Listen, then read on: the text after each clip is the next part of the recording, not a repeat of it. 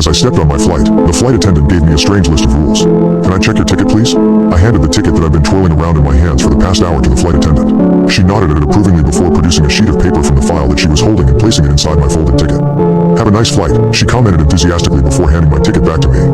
I grabbed my ticket and stared at the folded sheet of paper inside my ticket curiously before finding my seat. Once I settled down in my seat, I removed the folded sheet of paper from my ticket and placed the ticket in my bag.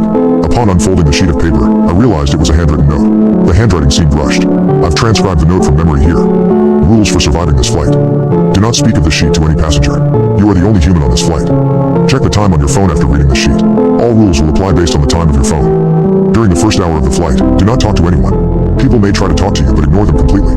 During the second hour of the flight, you may start talking again, but if anyone mentioned the window, do not look outside the window in any circumstances. If you hear a child crying in the cabin, immediately run to the bathroom. If the screen of your entertainment console suddenly goes black, immediately look away and do not stare at it. During the third hour of the flight, the captain will make an announcement. Follow the instructions. During the fourth hour of the flight, do not sit in your seat. If you make it past the fourth hour, you will need to spend the rest of the flight evading the chaser. You will know who the chaser is when you see them. The captain will announce the plane landing. As soon as you hear this announcement, push your way to the exit door and open it. You will find that the outside is simply a black void. Jump into it without hesitation. I reread the rules again while chuckling. Did they give one of these to every passenger, or was I somehow randomly chosen for this prank? I checked the time on my phone just to humor the list. 7:13 a.m. So this would be the first hour of the flight. Suddenly a young man walked over to my seat and sat right beside me. I gave him a casual side glance and saw that he was carrying what looked to be a laptop bag. Great, I thought. He'll work on whatever he's doing and leave me alone for the flight. The man didn't even bother to exchange a single word with me as he settled down in his seat and put on his seatbelt. He stared straight ahead and completely avoided me. I let him be and started to fiddle with my flight console. Some people just like to be left alone, I guess. Soon enough the captain announced the plane starting and the steady hum of the plane engine started to vibrate the entire cabin. The plane started to accelerate until the G-force pushed me into my seat. Moments later I felt the plane rising into the air. I am typically not scared of flights, but getting on a flight always makes me a bit nervous. This time though, my stomach was in knots and beads of sweat were running down my forehead.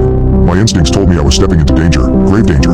I dismissed my thoughts and that awful gut feeling, chalking it down to feeling a little creeped out by the note. The young man on my left suddenly tapped on my shoulder. I jolted up as if I'd just been electrocuted. Even through my jacket, his hand felt cold. Cold and heavy, like a dead person's hand. I turned around and faced the young man. His face seemed wrong. You know how those realistic human robots can creep people out because of how close to human they are, yet subconsciously we can tell that they aren't human? This man was giving me that same unsettling feeling, and his facial features were just artificial in a way I couldn't place. Maybe it was his eyes, a little too big, the pupils abnormally dilated. Or maybe it was his nose, not exactly in the center of his face. Or perhaps it was his mouth, lips way too thin and long. Don't get me wrong, he didn't look obnoxiously fake. In fact, it was those very subtle blemishes in his facial features that made him look like something trying to look like a human. And then he spoke.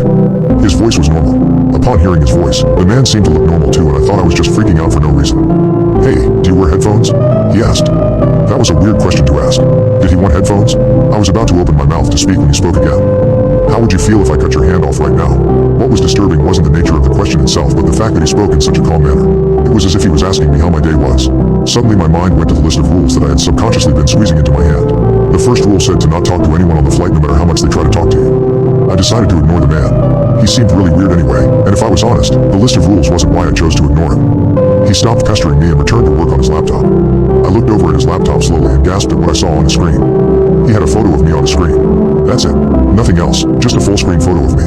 Before I could process that properly, I looked at his keyboard and noticed it wasn't a standard one. It really wouldn't even count as a keyboard. It was made up of oddly shaped keys, all marked with strange letters that I doubt existed. The man continued to stare intently at the photo of me on the screen. Then, I realized that the list of rules wasn't a joke. Suddenly a flight attendant popped out of nowhere and asked me, "Sir, is this man bothering you?" "Yes, he is," I replied before my voice caught up in my throat. In under a second, everyone in the cabin snapped their heads around until they were staring directly at me.